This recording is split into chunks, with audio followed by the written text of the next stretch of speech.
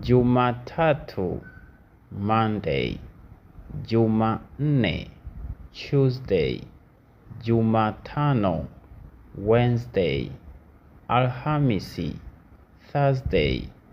Ijumaa, Friday. Jumamosi, Saturday. Jumapili, Sunday. Leo, today. Jana, yesterday. Kesho, tomorrow. Asubuhi, morning. Mchana, afternoon. Jioni, evening. Usiku, night. Download my first Swahili ebook in the comments section below.